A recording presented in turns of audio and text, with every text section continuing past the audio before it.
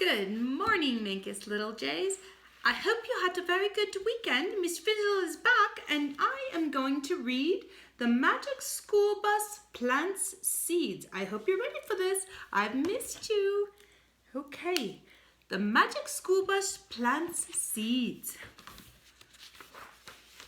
Every class probably learns about plants and seeds, but not every class has Miss Frizzle for a teacher. Oh, sorry about that.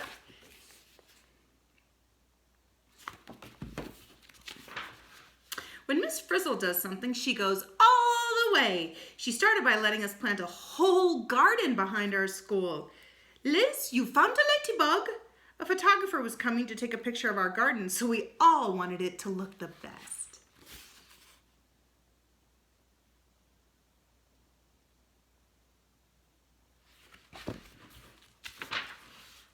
To think that these beautiful tomato plants started from tiny seeds, Carlos said, and some soil, sunshine, water, and some tender loving care, and you've got this great garden.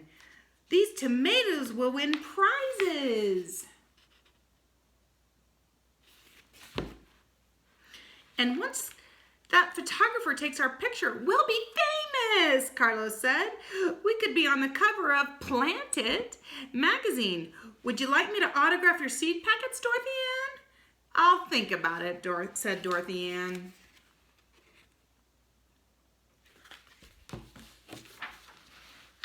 Phoebe was not as excited as Carlos. I wish I had the beautiful plant I raised at my old school. Tim put the finishing touch on a drawing. Phoebe smiled. That's it! Thank you, Tim, she said. Still, I wish I had the real thing for our picture this afternoon.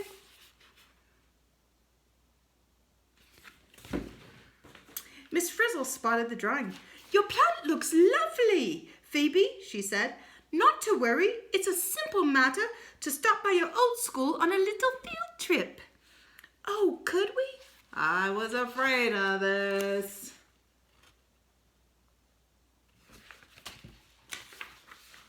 We all piled onto the old school bus. Carlos was worried that we might not get back in time for the photographer. This could take all day. Couldn't we fly or something, Miss Frizzle?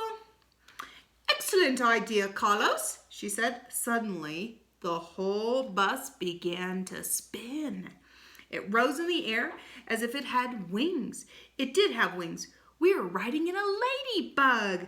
Hurry, we have to be back by 3. Hang on. Oh no, we're an insect.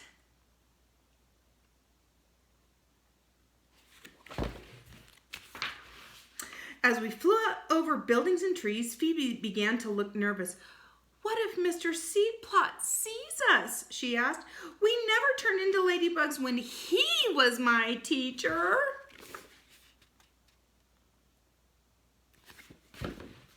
Just then, we all saw a school below. Phoebe stared. There it is, she gasped. The bus swooped in low through the school's garden. It looked like a jungle. Here's the perfect landing pad. Petal, said Miss Frizzle. The bus landed with a bounce and crawled along a petal of a huge flower. This is one of my plants.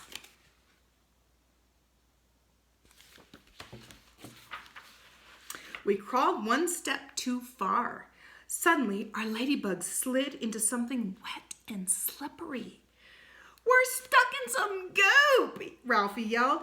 It's called nectar, Dorothy Ann said. Follow me, Klaus, said the Frizz. She opened the doors and slipped out into the lake of nectar.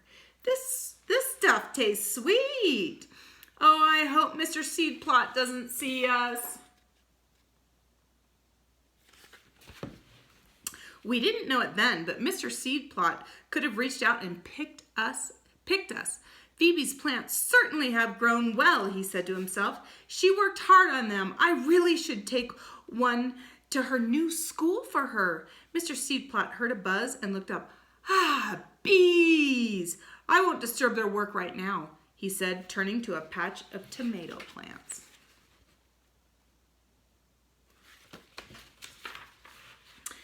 We also saw the bees coming, and they were headed right into our flower. Yikes! Air raid! Shouted Arthur. Glory be, said the Frizz happily. As soon as these bees drink enough nectar, then we can crawl on out of here. All aboard, Lady Bus, please. Next stop, Anther. Whoa, hang on. Next stop where? Panther? Antler?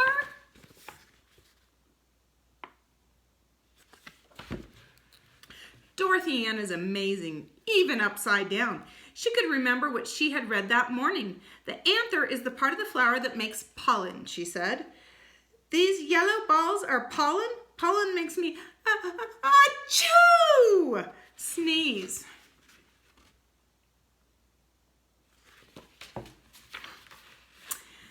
There we were on top of the anther with bees buzzing all around us. It was then that Phoebe caught sight of her old teacher. It's Mr. Seedplot, she yelled. He'll see us. Do something fast. Miss Frizzle stayed calm. No problem, she said cheerfully. We'll get out of here the same way the pollen does. Cool, that bee is covered in pollen. Uh-oh. Achoo! Miss Frizzle pressed a yellow button and we shrank again. Now we were as small as a grain of pollen. Whew, said Phoebe. That was close. Carlos was not so happy. We'll never get back to school in time for the photographer, he grumbled. Be of good cheer. We're on our way, said Miss Frizzle. Hang on, she called as the leg of a passing bee swept us up and away.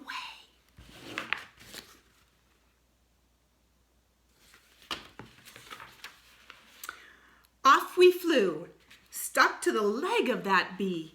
It was a short ride. At the very next plant, the bee bumped a flower and brushed us off, along with a lot of pollen. We are at your old school, Phoebe. At my old school, we never rode on bees. Here we are, Miss Frizzle announced. Where? Phoebe asked. Tim showed her his picture. I think we're on the center part, the stigma, Tim said. The bee had dropped a lot of pollen here. With a big sneeze, Arnold bumped into a grain of pollen, knocked it over, and fell down some kind of tunnel underneath. Arnold found a pollen tube. Achoo!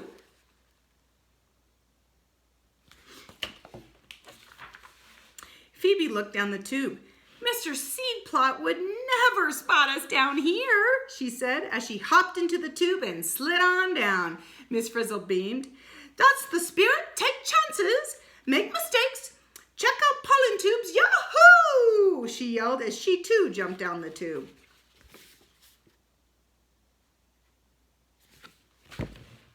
We all slid to the bottom of the pollen tube. Now, where are we? Asked Carlos. Couldn't we just grab one of Phoebe's plants and go back to school? I don't think we need a whole plant, Keisha said. Look at this. She pointed to something that looked like a big rock. It's a seed. Hey, these are rocks? No, they're egg cells.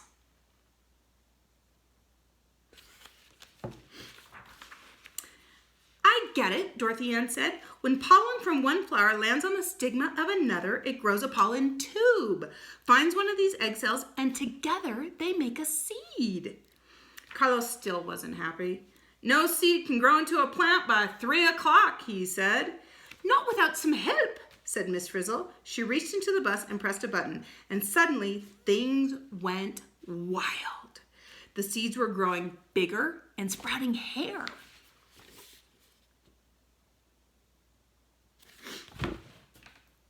We need to hurry things up along a bit. Everyone on the bus, please. We all rushed back to the bus. The doors slammed shut as we drove up and onto one of the biggest seeds. As the seeds around us grew bigger, the flower burst open. We felt the sun shine in and a breeze blowing through the windows of the bus. Suddenly, our seed flew into the air with us on board. Here we go.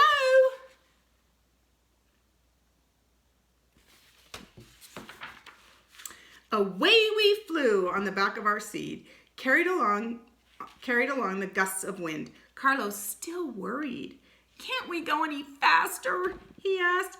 Well, Miss Frizzle said, this is pretty fast for a seed, but there are seeds that travel by attaching themselves to dogs or birds or people, she said, eyeing a man on a bicycle.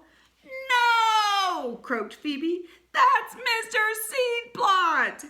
But she was too late. Our seed had landed in Mr. Seedplot's hair. Oh, how embarrassing, Phoebe groaned. Those hairs are like a parachute.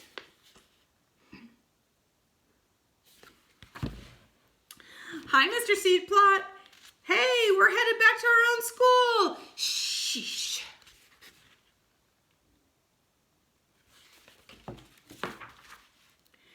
We were almost home, still stuck in Mr. Seedplot's hair, and we hadn't even been introduced. So we all shouted, "Hello, Mr. Seedplot!" Except for Phoebe, who was too embarrassed to talk. But when Mr. Seedplot swung his head to see who was calling him, we flew off. Last stop, Miss Frizzle announced. She pushed a button. Poof! The bus got big again. She pushed another button. Poof! The seed, which had landed in our garden, grew into a tall plant with beautiful flowers. Did someone call me?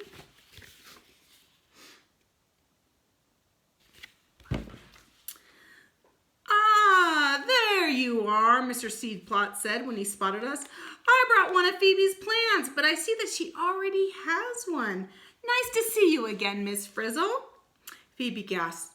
You mean you've met Miss Frizzle before? She asked. Mr. Seedplot smiled. Yes, she's a very special person. Say seeds! She brought us back just in time.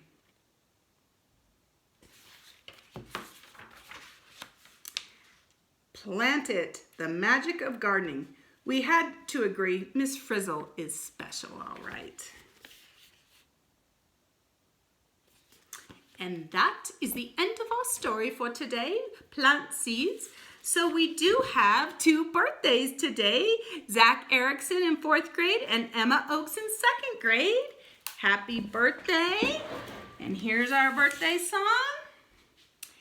Happy, happy birthday, it's such a special day. Happy, happy birthday, I hope it goes your way. Hey, happy, happy birthday, may all your dreams come true. Happy, happy birthday from Mrs. Epps to you. Happy birthday. And boys and girls, I love you all, little Jays, and I look forward to seeing you tomorrow. Have a great day.